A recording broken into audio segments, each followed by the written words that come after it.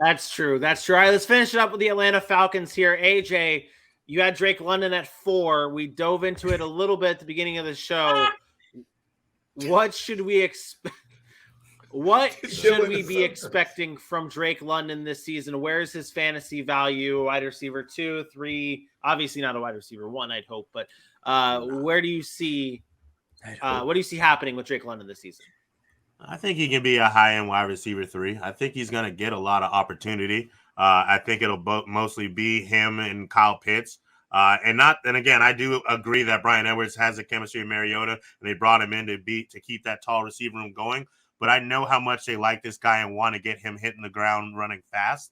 And I do think they're going to kind of do what USC did and force feed him the ball a little bit on the other side of Kyle Pitts. And as you can see, when it comes to contested catches, he was first in college football last year with 19 contested catches. That's something they really like. It's going to make him a danger around the red zone and along with Kyle Pitts. So I expect a lot more opportunity for him. I think he has the potential to be a high-end wide receiver 3 if he gets the opportunity I'm expecting.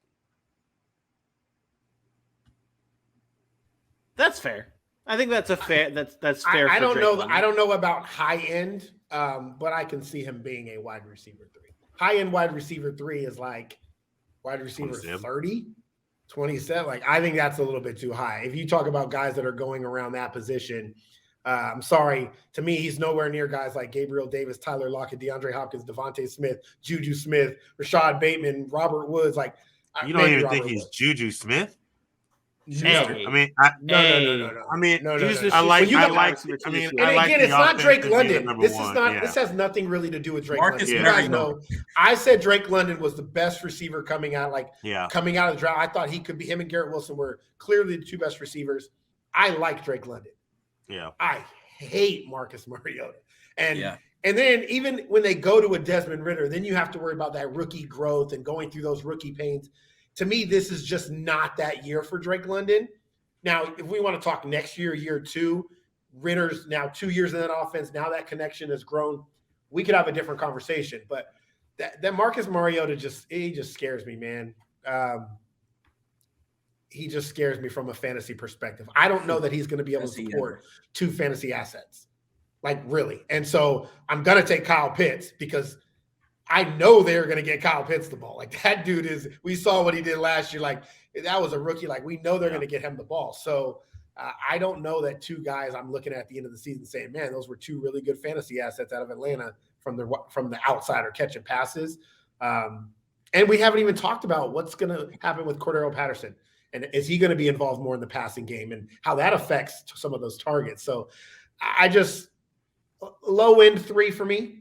Flex play in some leagues, and because he's going to be on the field, it's great. It's always good to have guys on the field with the talent like he has, but you're gonna have to withstand those games where you're like, Jesus Christ, Marcus Mariota, please replace him. 2 quick takes here. You said he can't support more than 1 fantasy option. I will go to bat for that. He made Corey Davis look shittier than he actually was.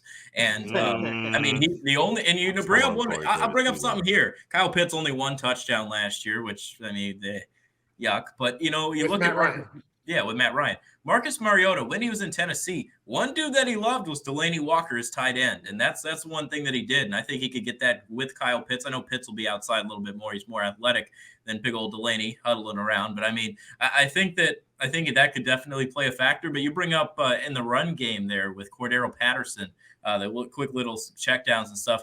I mean, Tennessee brought in Dion Lewis, and they didn't even use him in that aspect of checking down and stuff. And that was with Arthur Smith and Marcus Mariota and everything they did there. I don't really think that they'll do a lot of checkdowns. I know that fits his skill set, but Marcus doesn't check down. He gets sacks, and he ends up on the bench or hurt.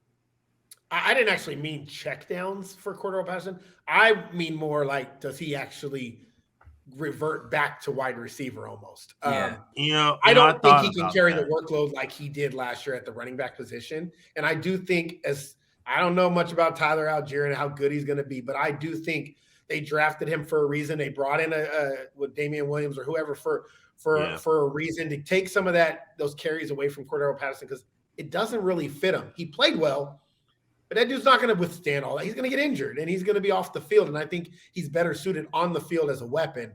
And I just wonder how many targets he'll actually get in the pass game.